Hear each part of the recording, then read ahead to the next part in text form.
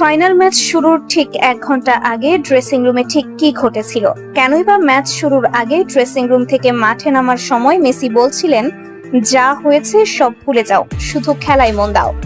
আবারও এনজো ফার্নান্ডেজই বা কেন বললেন যে ফুটবল মাঠের বাইরেও অনেক কিছু ঘটে? ফাইনালের আগের এই সমস্ত রহস্যময় ঘটনা ও অলিখিত ষড়যন্ত্র নিয়ে অবশেষে মুখ খুললেন আর্জেন্টিনার ফরওয়ার্ড লাউতারো মার্টিনেজ। আর্জেন্টিনার ফাইনাল ঘিরে শুরু থেকেই উঠে এসেছে একের পর এক চাঞ্চল্যকর অসঙ্গতি।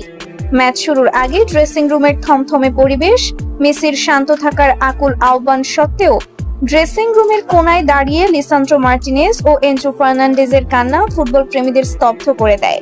গ্যালারিতে খেলোয়াড়দের পরিবারের সদস্য, আর্জেন্টাইন লিজেন্ড এবং আর্জেন্টিনা ফুটবল ফেডারেশন প্রেসিডেন্টের রহস্যজনক অনুপস্থিতি পুরো বিষয়টি নিয়ে বড় প্রশ্ন তোলে। মাঠে ক্রিস্টিয়ানো রোমেরো ও লিসান্দ্রোর নিচ থেকে উঠে যাওয়ার অনুরোধ, রেফারি কর্তৃক 25 ফাউলে আর্জেন্টিনার একাধিক কার্ড পেলেও 21 ফাউল করা প্রতিপক্ষকে একটিও কার্ড না দেওয়া, ফকল্যান্ড ইস্যুতে লো সেলসোকে মাঠে না নামানোর পেছনে আন্তর্জাতিক রাজনীতির চাপ এবং স্পেনে বসবাসরত কোচ স্কালোনির পরিবারকে ব্ল্যাকমেইলের গুঞ্জন ছড়িয়ে পড়ে চারিদিকে। এইসব কিছু নিয়ে এবার দীর্ঘদিনের নীরবতা ভাঙলেন লাউতারো মার্টিনেজ।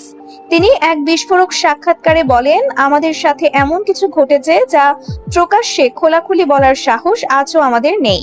তবে এটুকু বলতে পারি, আমাদের ইচ্ছার বিরুদ্ধে অনেক কিছু করতে বাধ্য করা হয়েছিল। মাঠের বাইরে খেলোয়াড়দের নিরাপত্তা বিষয়টি জড়িয়েছিল। আমাদের সবার পরিবার আছে, আর সেই মুহূর্তে আমরা প্রচন্ড মানসিক ও ব্ল্যাকমেইলের চাপে ছিলাম।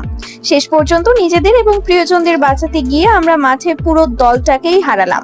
তার এই বিস্ফোরক বক্তব্যের পর ফুটবল বিশ্বে নতুন করে তোলপাড় শুরু হয়েছে এবং মাঠের পারফরমেন্স নয়, বরং অদৃশ্য কোনো ক্ষমতার নাটকই আর্জেন্টিনার জয় কেড়ে নিল কিনা সেই প্রশ্নই এখন সর্বত্র ঘুরপাক খাচ্ছে।